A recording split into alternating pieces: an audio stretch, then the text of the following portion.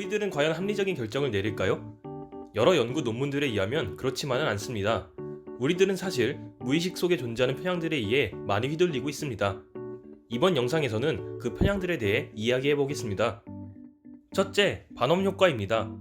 혈액형별 성격을 나열해 놓은 글들을 보면 틀린 말이 없어 보입니다. 하지만 대부분 알고 있듯이 다른 혈액형의 유형을 보아도 다 자신에게 해당됩니다. 이것이 바로 대표적인 반음 효과 사례 중 하나입니다. 1948년 포러 반엄은 실험을 진행했습니다. 포러는 학생들에게 성격 진단을 해주고 학생들에게 스스로의 생각하는 성격과 얼마나 일치하는지 물어보았죠. 일치성에 대하여 학생들은 0점에서 5점을 줄 수 있었으며 결과의 평균은 4.26점이었습니다. 꽤나 높은 점수죠. 주목할 점은 포러가 학생들에게 내린 성격 진단들은 점성술 칼럼으로부터 임의적으로 발췌하여 만들었다는 것입니다. 아무런 근거가 없는 성격 진단이었던 것이죠. 이 실험은 사람들이 어떤 설명이나 주장을 접하게 되면 그 자체의 정확성보다는 자신의 믿음에 따라 받아들이는 경향이 있다는 것을 설명합니다. 때문에 사람들은 사실은 누구에게나 적용되는 공통적인 특성들인데도 불구하고 자신만의 특별한 성향으로 착각하는 것이죠. 둘째, 지식의 저주입니다. 집에서 가족들에게 내가 둔 물건의 위치를 설명해 본 경험들이 다들 한 번씩은 있을 겁니다. 어땠나요? 설명하다 답답함을 느껴본 적 있지 않으신가요? 이는 지식의 저주라는 편향 때문입니다. 1990년 스탠포드 대학의 엘리자베스 주터는 한 실험을 진행했습니다. 그녀는 실험 집단을 둘로 나누었는데 한 집단은 노래를 듣고 그 노래를 손가락 박자로 설명해야 하는 태퍼 집단, 다른 한 집단은 손가락 박자를 통해 어떤 노래인지 맞춰야 하는 리스너 집단이었습니다. 태퍼들은 리스너들의 정답률을 50%로 예측했습니다. 하지만 실험 결과 리스너의 정답률은 5% 미만이었습니다. 왜 이런 차이가 벌어졌을까요? 당연하게도 태퍼들은 무슨 노래인지 알았지만 리스너들은 무슨 노래인지 몰랐기 때문입니다. 지식의 저주를 가장 잘 표현한 문장이 있습니다. 지식이 깊어지면 그 지식을 모르는 상황을 상상하기 어려워진다. 아는 것이 오히려 병이 될 수도 있습니다. 내가 아는 것들을 남들도 알 거라고 착각하여 행동하는 꼰대처럼 말이죠. 셋째, 권위자 편향입니다.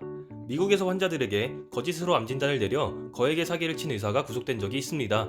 환자들은 암에 걸리지 않았는데도 의사가 암에 걸렸다는 말에 속아 암 치료를 받았습니다. 왜 이런 일이 벌어진 걸까요? 권위자 편향 때문입니다. 1961년 스탠리 밀그램이라는 심리학자가 권위에 대한 복종을 알아보기 위해 실험 참가자들을 모집했습니다. 실험 참가자들을 선생과 학생으로 나누어 학생에게 문제를 내고 그 문제를 맞추지 못하면 전기 충격을 가했습니다. 그리고 학생 역할의 참가자들이 문제를 틀릴 때마다 선생 역할의 참가자 옆에서 연구자가 전압을 올리도록 지시하였습니다.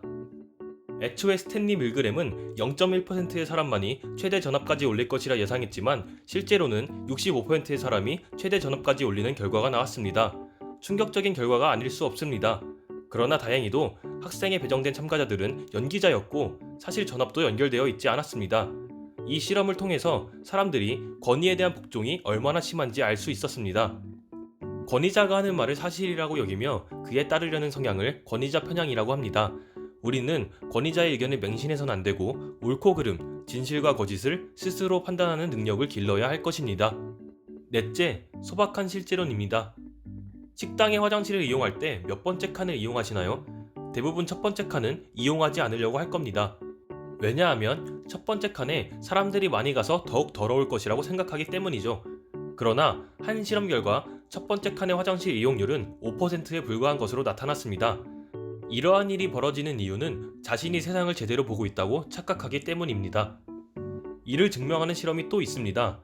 다트머스와 프린스턴 학교의 학생들에게 같은 풋볼 게임을 보여주고 이 경기를 어떻게 봤는지 물어봤습니다.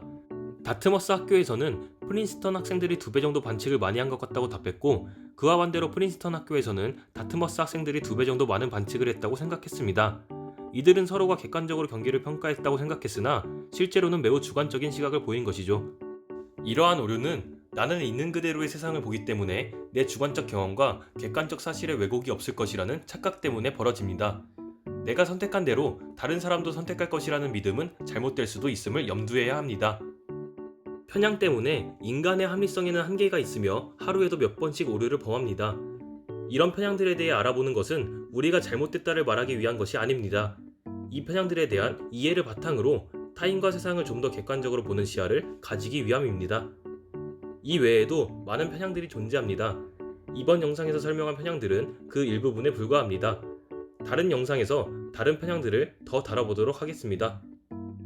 영상과 관련한 정보가 더 궁금하시다면 아래 첨부된 출처를 확인하시면 되겠습니다.